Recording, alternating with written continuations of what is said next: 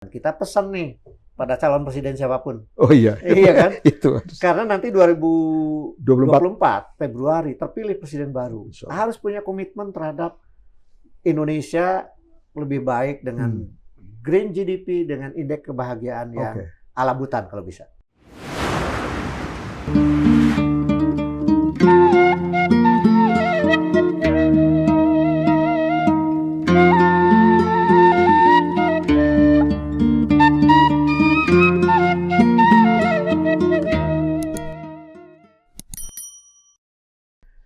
Bismillahirrahmanirrahim. Assalamualaikum warahmatullahi wabarakatuh. Kawan-kawan konservasi dan lingkungan, hari ini kita akan berdialog mengenai konservasi dan lingkungan hidup. Dan saat ini kami mengundang pakar ekonomi lingkungan yang sudah tidak aneh lagi buat Indonesia, ASEAN, juga dunia. Di samping saya sudah ada Profesor Didin S. Damanhuri. Selamat pagi Kang Didin. Pagi. Kita akan mencoba berdialog, berdiskusi tentang ilmunya Kang Didin nih. Saya padukan dengan konservasi lingkungan. Ya, Kang Didin, kita itu kan kaya raya ya. Sangat kaya raya. Sumber daya dari puncak gunung sampai lautan. Betul. Termasuk budaya. Betul. Ya, kebijakan juga mengarah pembangunan berkelanjutan, kemudian ada kawasan konservasi, kawasan lindung. Saya melihat bahwa ada soal ekonomi nih yang harus menjadi media untuk mengarah kepada keberlanjutan umat. Mengelola resources tadi, budaya dan sebagainya. Gimana pandangannya Kang Didin?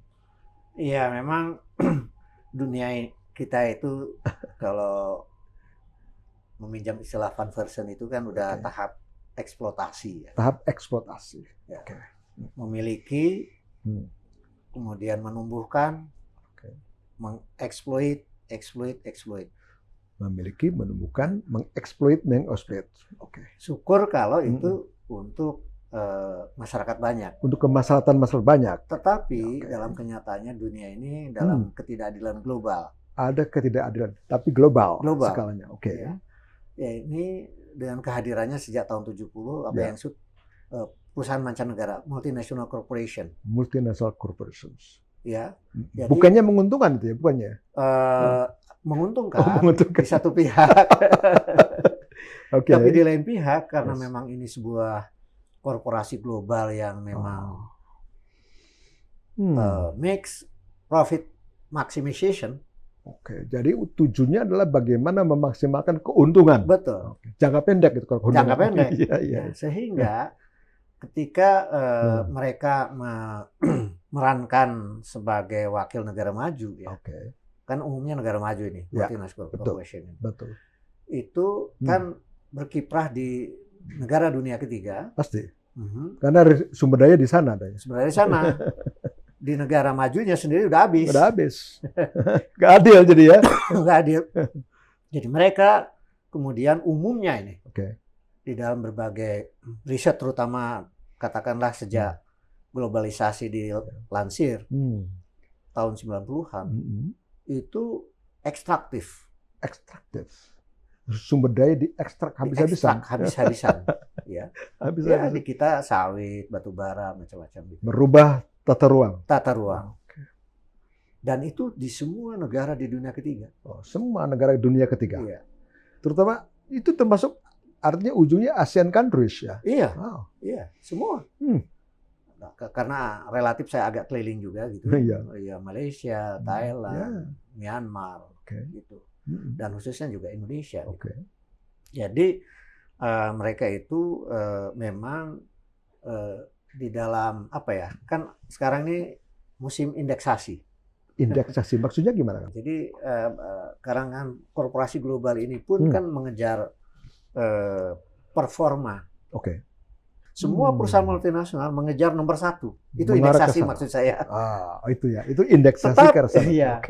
Jadi memang mereka tanda petik ya, economic animal. Binatang ekonomi. Waduh. Memang. Ya. Semacam pemangsa, predator. Betul. Nah, tinggal sekarang apakah ada di negara-negara berkembang yang berusaha ya. menjinakkan. Kita nggak boleh. Hebat itu, menjinakkan ini. Iya, nggak boleh kita anti juga. Dari liar menjadi jinak. Iya. Oke. Menjinakkan agar beberapa hal kalau menurut saya ya. Pertama, proteksi lingkungan itu bukan hanya yang bersifat biofisik, ekologi, tetapi juga lingkungan sosial dan ekonomi. Sosial ekonomi. Jadi Benar. 3 kan? Ya. Nah, Indonesia menurut saya 3-3 itu lemah. Relatif lemah. Relatif lemah, ekonomi dan sosial. Ya. Karena data-data mutakhir mengatakan Indonesia itu hampir semuanya tanda petik rusak. Misalnya lebih mengetahui lebih dalam dan tepat ya. Kalau saya hanya tahu bahwa misalnya konon hutan Kalimantan itu yang masih sustainable itu yang tinggal 15% hutan itu. Yang lain itu terkena tadi batu bara sawit. Perubahan status. Perubahan status agraria. Kemudian tapi umumnya dari berbagai studi kita ini di dalam manfaatnya ya. Secara ekonomi itu lebih banyak mereka multinasional itu yang memperoleh besar. Jadi kita nggak dapat apa-apa dong? Dapat pajak. Oke, pajak dapat. Dapat misalnya juga royalti dan sebagainya. Royalti sosial, tapi aspek sosial kecil. Ada, tapi kecil banget. Jadi kebanyakan disedot ke sana. Sedot ke sana. Contoh yang paling terkenal ya sudah itu Freeport itu. Freeport Company. Apakah dengan Freeport yang meningkat statusnya dulu hampir bangkrut sekarang menjadi perusahaan global yang paling besar di bidangnya tembaga emas itu. Apakah Papua sekarang lebih sejahtera? Netes nggak ke Papua? Netes nggak ke Papua? Gitu loh. Termasuk proteksi lingkungan biofisik. Ya. Itu kan kalau saya nggak pernah masuk ya, tetapi pernah melihat dari pinggirannya lah. Itu kan sedot masuk. Ya. Pada ketinggian 4.000 meter. 4.000 meter. Milnya 3.000. Saya juga nggak tahu persis, tetapi itu kan dialirkan hasilnya itu ke pantai. Tailingnya ke pantai. Ada yang mencemari, tapi hasilnya lari ke sana. Paman Sam. Iya kan.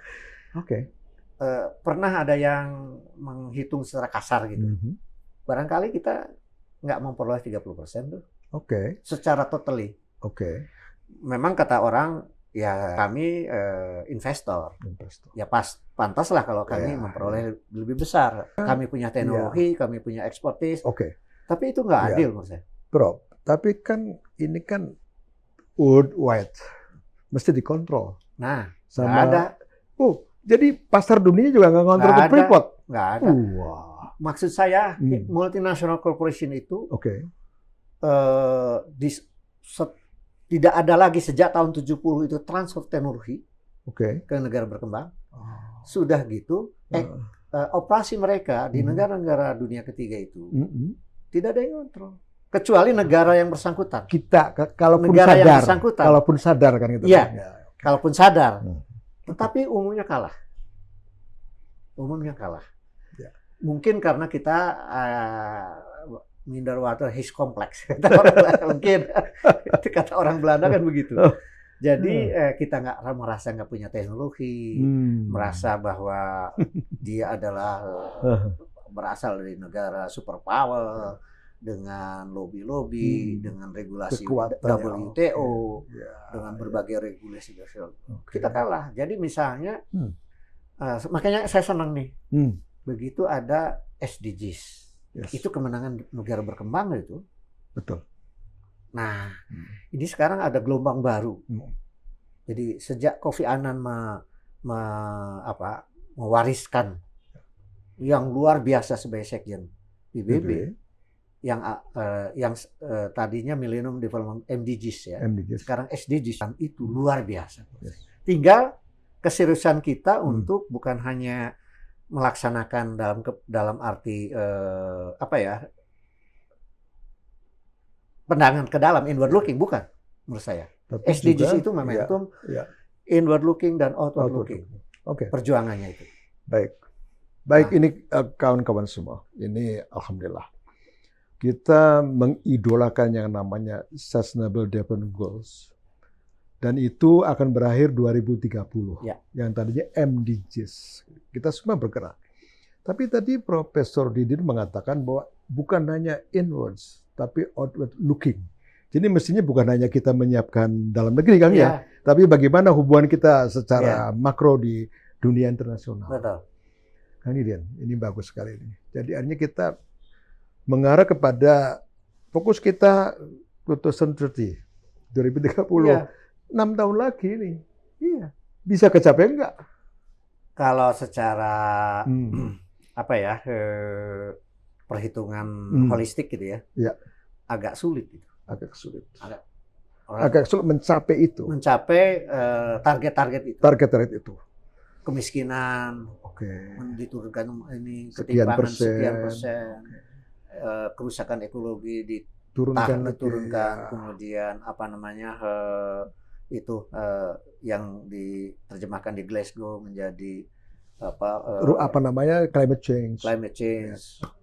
Tapi, nah, kalau negara berkembang kita kan punya macam-macam nih. Ada kita anggota OKI. Kita Big Brother ASEAN. Kita G20. Kita juga non-block. Semua forum internasional itu dipakai secara untuk diplomasi politik luar negeri itu dalam rangka itu. Dalam rangka bagaimana? Mengatasi krisis lingkungan dengan bendera SDGs. Nah, mengapa ini penting inward dan outward looking dikombinasikan? Karena saya pernah hadir di sebuah rapat online tentang SDGs mewakili Lemhanas waktu itu rupanya gerakan yang di dalam negeri yang masih inward looking itu luar biasa dari segi finansial juga. Jadi ada semacam swadaya di berbagai daerah untuk mencapai misalnya target-target tertentu bahwa harus mempunyai misalnya contoh di desa-desa kita di kampung kita kan belum ada WC MCK itu gerakan membuat MCK di berbagai daerah. Itu biayanya tidak ada APBN-nya.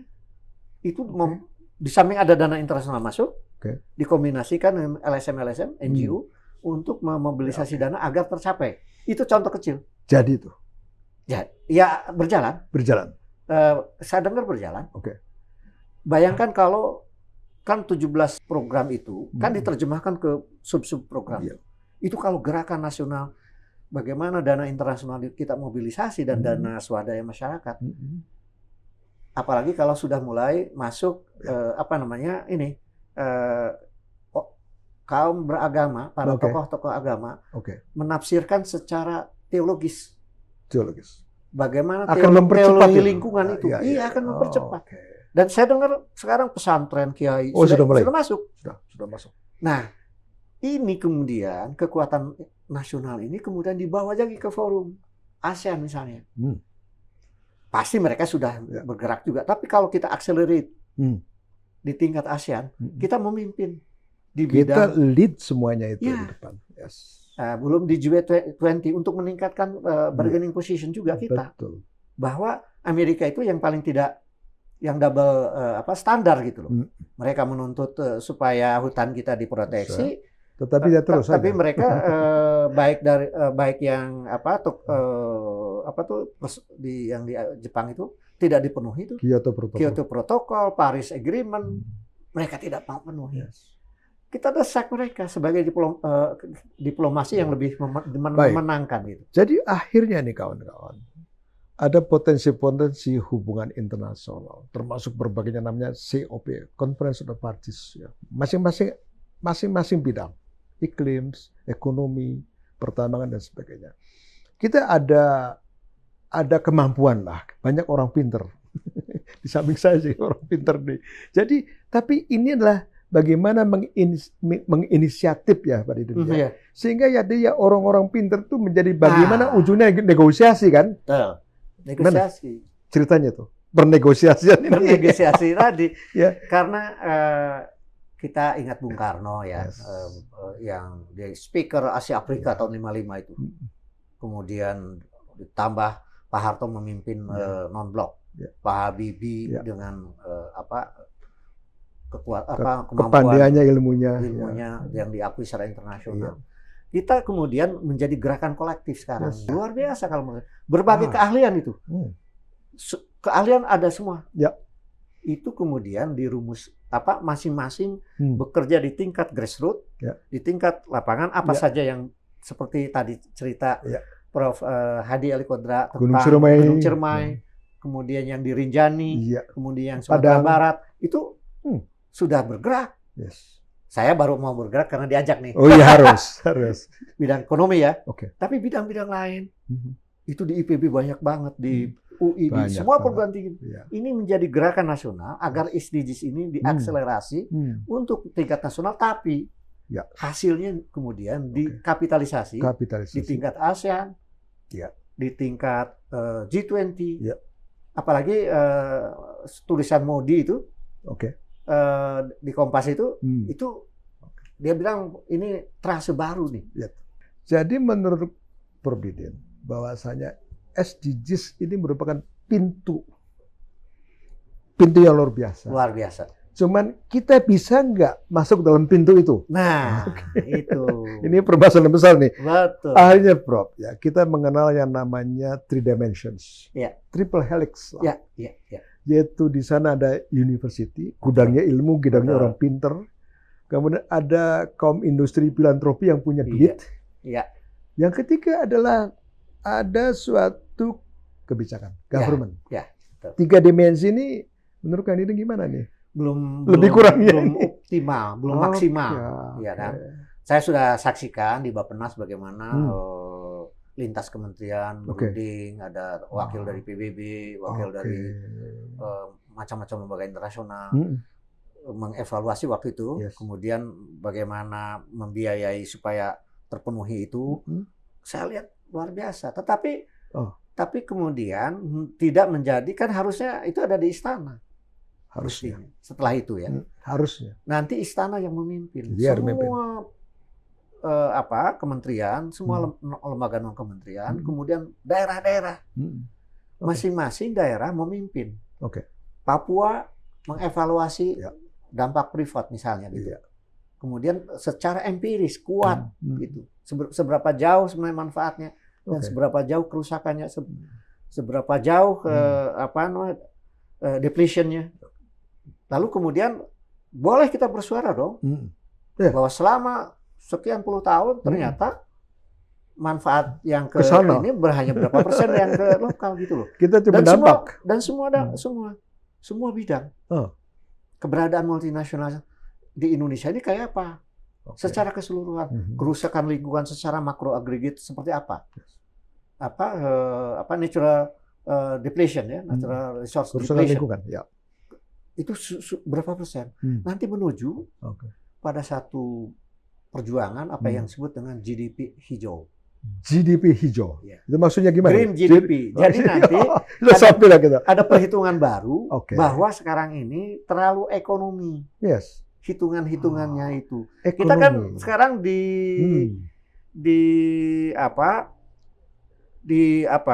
diatur untuk mencapai GDP 5% misalnya. Kan itu dibagi tuh. Berbagai bidang. Industri, pertanian, termasuk budaya sekarang. Menyumbang berapa persen katanya. Dikomersialisasikan. Komersialisasikan artinya jangka pendek. Nanti kalau sudah ada data yang tadi tuh, dalam rangka SDGs, nanti bisa ada konsep baru. Sebenarnya sudah ada eksperimennya di Aceh. Karena saya mimpin sebuah karya ilmiah tentang Green GDP itu. Green GDP. Itu. Nah nanti, dan itu nggak dilaksanakan hanya proyek lah. Tapi ini kan presiden nih yang mimpin di istana. Kewajiban semua gubernur, kewajiban kementerian untuk menghitung semua. Nanti ada konsep baru untuk menyumbangkan supaya jadi gerakan nasional dan global tentang Green GDP itu. Itu nanti mengimbangi apa yang disebut dengan sekarang sudah ada ukuran yang namanya indeks kebahagiaan. Ya. Itu dilengkapi tuh. Indeks kebahagiaan. Karena saya lihat itu baru indeks kebahagiaan itu baru soal-soal yang bersifat belum menyentuh lingkungan kalau menurut saya. Oke. Ini kawan-kawan. Jadi ujungnya SDGs.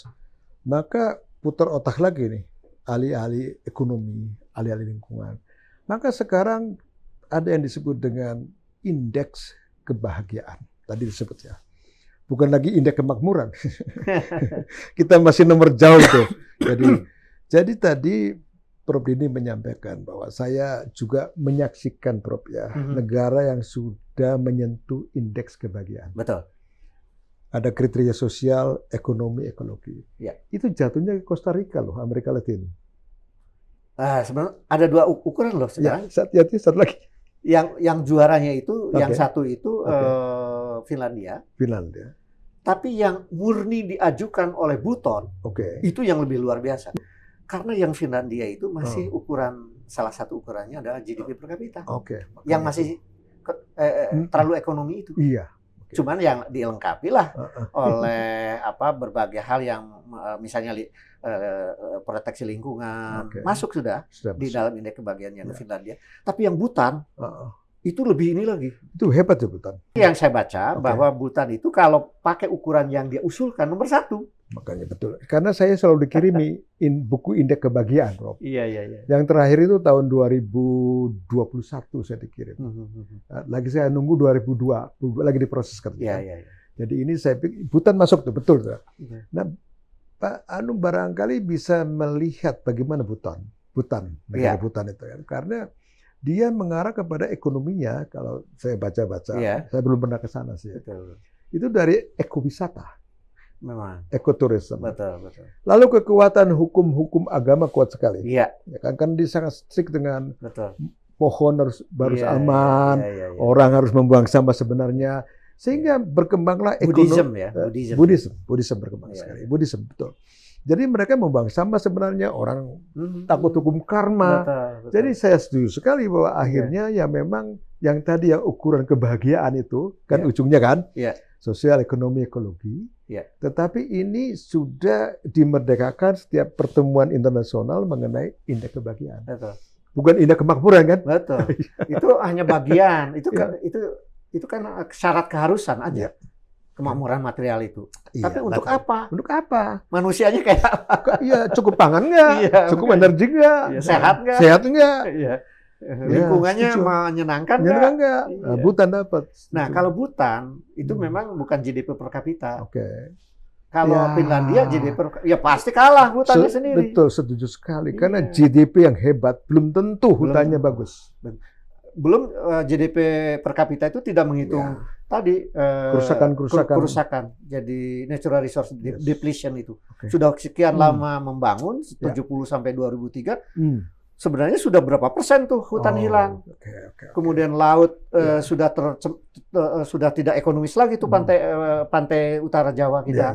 Belum laut dalam, belum laut kawasan laut Nusantara dan sebagainya gitu. Aspek lingkungan di berbagai sektor dan subsektor belum dihitung. Prof. Jadi ujungnya tadi bahwa kita sepaham bahwa 3 dimensi. Universitas, kemudian industri filantropi dan pengambil kebijakan. Ini bagaimana kekuatan ini harus dipadukan, Prof? Ya.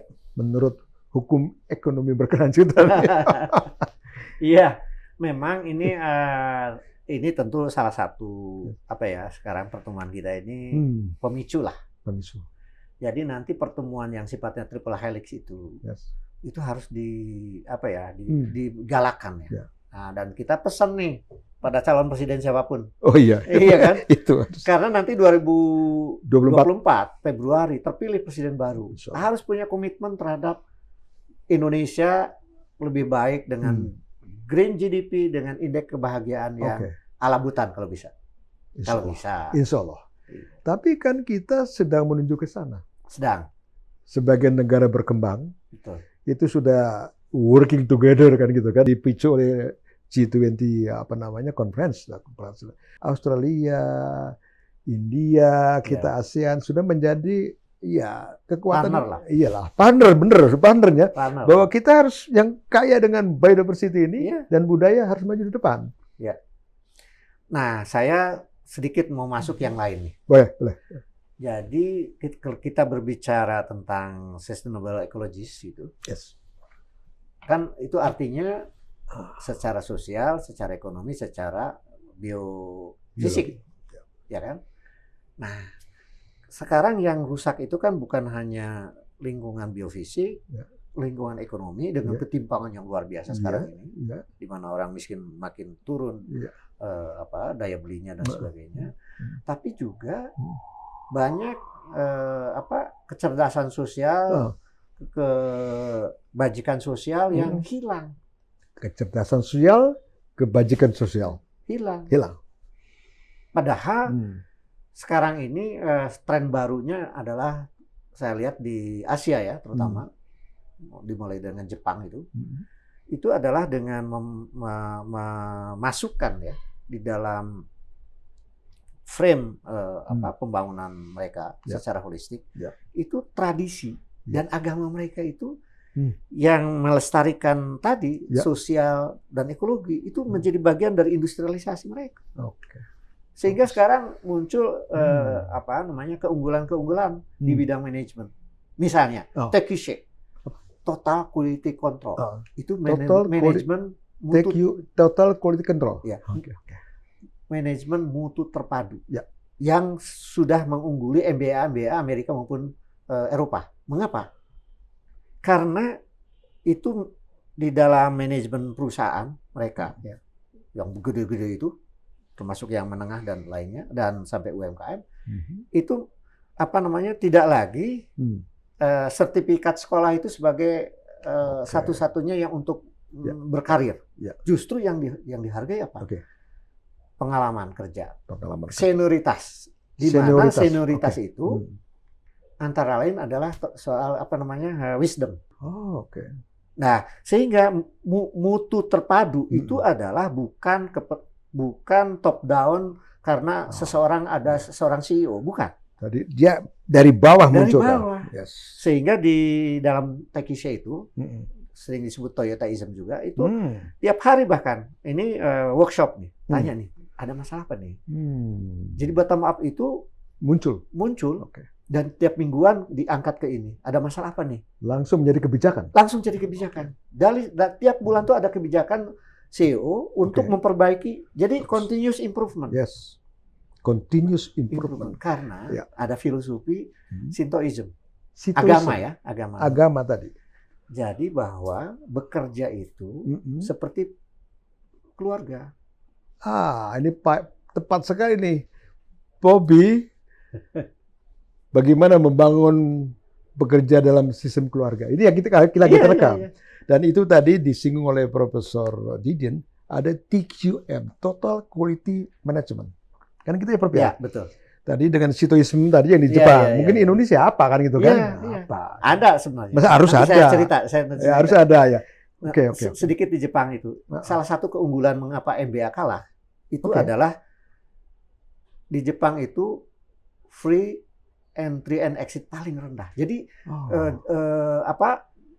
setianya kepada perusahaan itu hampir seumur hidup. Nah, itu dia. Karena dia menganggap ini keluarga yang menghidupi, maka saya akan merawat ini perusahaan supaya sustain. Dan ternyata unggul perusahaan-perusahaan itu pasti secara global. Pasti. Nah, itu adalah nilai agama. Jadi kesetiaan kepada sebuah institusi kita rawat dengan sepenuh hati.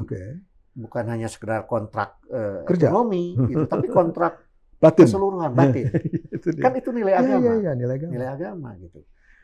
Nah, di kita salah satu yang pernah studi tentang manajemen ala Indonesia, ada sebuah PhD di Leuven, Profesor Bambang yang sekarang di UP ya. Saya pernah komisaris Jam Sostek, beliau direktur waktu itu. Jadi saya pernah ngobrol pribadi gitu. Itu dia mendalami manajemen Minang. Manajemen Minang. Iya, itu mirip kayak Jepang. Jadi hierarki kan di dalam manajemen Jepang itu hierarki itu tidak ditentukan semata-mata oleh karena yang kira piramida, bukan. tapi kepada prestasi, kepada kesetiaan macam-macam. Itu Minang. Minang. Ya. Sehingga Minang muncullah yang namanya warung-warung Padang. Warung Padang itu. Termasuk di Amerika, terus Eropa. Iya. Di Australia, di Canberra ada. Karena dia sungguh-sungguh bekerja keluarga. Betul. Dia muncul yang tadinya tukang melayani, jadi bos akhirnya kan. Jadi bos. Good. Jadi coba di restoran Minang itu, dan saya menikmati tuh makanan nikmatnya itu. Kita kapan-kapan ke restoran Minang, apa namanya tuh? Yang baru. Pagi sore. Wow. Ya, itu dia kita cek nanti. Enak banget itu. Karena luar biasa tuh padatnya. Saya sudah menikmati satu kali. Enak kan ya? Enak banget. Udah internasional kan menurut saya. Betul. Itu kan tidak ada dia hierarki seorang bos yang memerintah-merintah, nggak ada. Jadi yang ngatur itu rupanya, saya pernah dengar. Termasuk dari Prof. Bambang itu tadi. Itu sebenarnya kalau nggak salah kasir kepala gitu. Itu nanti sambil dia memberitahu tuh, itu kurang. Dan sementara udah digitalisasi lagi. Kurang. Itu Bapak itu kelihatannya ada yang cepat sekali. Cepat tuh. Itu saya nikmati itu di pagi sore itu. Cepat sekali, ya. Dan mereka itu merasa bangga, berharga semua. Orang-orang merasa bangga dan berharga dilayanin. Iya. Termasuk karyawan itu. Jadi karyawan paling bawah pun tidak merasa sebagai saya ke bawah. Buruh, bukan. Betul. Pelayanan gitu loh.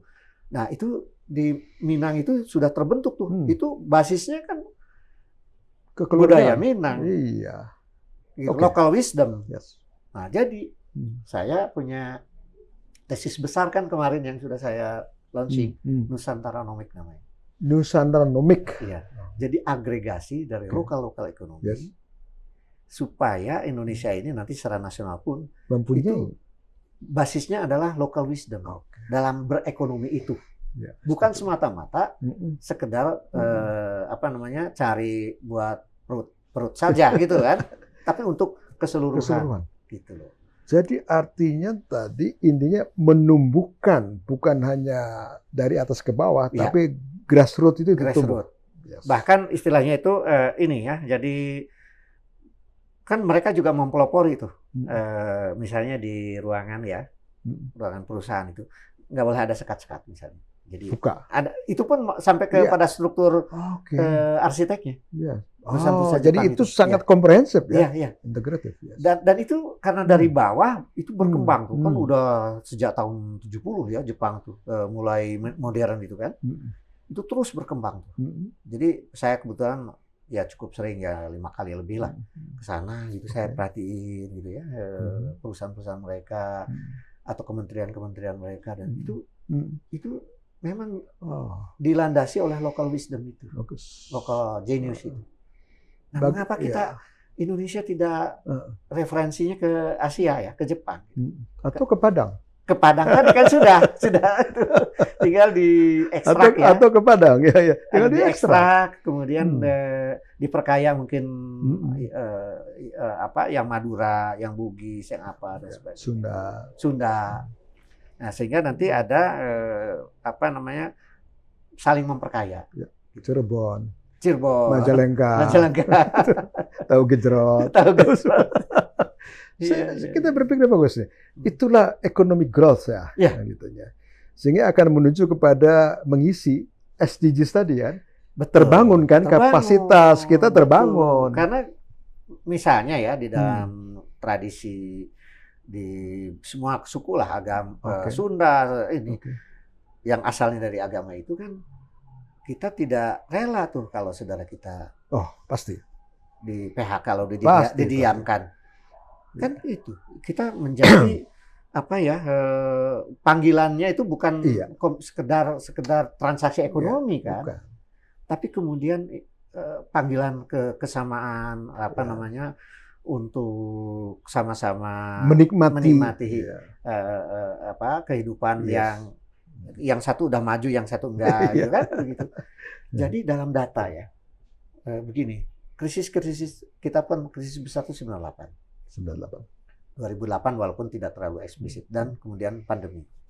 Ternyata apa yang terjadi, dan Indonesia masih bersyukur, itu adalah ekonomi solider. Ternyata ada hitungan kasar, karena kita kan the most generous society yang dipilih sudah berapa tahun? 5 tahun oleh sebuah lembaga di London. Itu karena rupanya kita ini negara paling dermawan disebut oleh sedunia ini. Ya itu kan dari nilai-nilai keagamaan kita.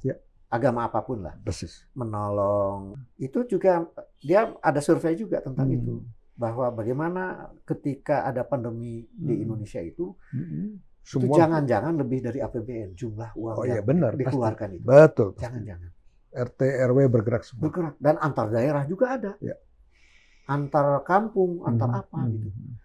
Jadi ini bagian lain dari sustainability SDGs ini dari sisi sosial. Dan biasanya orang yang melestarikan tradisi sosial ini, dia juga sangat comply terhadap kelestarian biofisik. Biasanya. Termasuk resources. Karena gini, ada juga di Kang Didin. Kalau kita lihat masyarakat adat, Amungme, Komoro, Banten, itu kan bagaimana dia memberikan perhatian terhadap lingkungan. Ternyata dia makmur kok. Betul. Kita aja orang luar menilai, kok jalan kaki dari Banten dia hitam dari nikmat Jakarta. Sekali itu. Jadi dia nikmati. Baik, kawan-kawan sekalian, kita ngobrol dengan Prof. Didin. Ini luar biasa ya. Dari yang sederhana, tingkat tinggi, sampai kepada secara makro kita. Bahwasanya kita membangun SDGs, membangun local wisdom dan sebagainya. Sampai kepada bagaimana titipan kepada pemerintah. Dan ini ada pesan-pesan kepada kawan-kawan. Ya, selalu mereka mendiskusikan bagaimana ke depannya ekonomi kita. Ya, ini adalah sebuah silaturahim yang sangat luar biasa. Baru ketemu. Kita ngobrol-ngobrol ini menghasilkan sebuah renungan ya. Renungan yang barangkali bisa kita bagikan pada seluruh masyarakat dan juga pemerintah, para pebisnis, para pegiat NGO dan lain sebagainya, bahwa ada kesempatan besar sekarang ini setelah SDGs menjadi program PBB mengikat seluruh dunia. Itu dijadikan momentum di tingkat individu, di tingkat RT, di tingkat RW, agar orientasi pembangunan kita itu selengkap mungkin, seutuhnya manusia. Seutuhnya. Dimensi kebahagiaan lingkungan biofisik, lingkungan sosial, dan ekonomi yang juga tidak timpang dan lain sebagainya. Oleh karena itu, saya kira kita harus perjuangkan bahwa momentum SDGs pelaksanaan sampai 2030 itu agar dijadikan gerakan nasional untuk masyarakat kita semuanya, tetapi juga dikapitalisasi untuk alat diplomasi kita, bahwa ini jadi gerakan dunia, khususnya di ASEAN dulu nanti, dan kemudian di G20, dan akhirnya kalau bisa merubah GDP oriented menjadi happiness oriented. Happiness, kebahagiaan. Kang Didin, Prof, terima kasih. Sama-sama. Atas obrolannya yang sangat mantap. Kawan-kawan sekian, terima kasih atas pertanyaannya. Sekali lagi kita ucapkan semuanya, semoga dunia ini bersahabat kira-kira sehingga ekonomi meningkat. Membahagiakan. Terima kasih. Assalamualaikum warahmatullahi wabarakatuh. Salam konservasi. Salam konservasi. Ternuhun. Sami-sami. Insyaallah.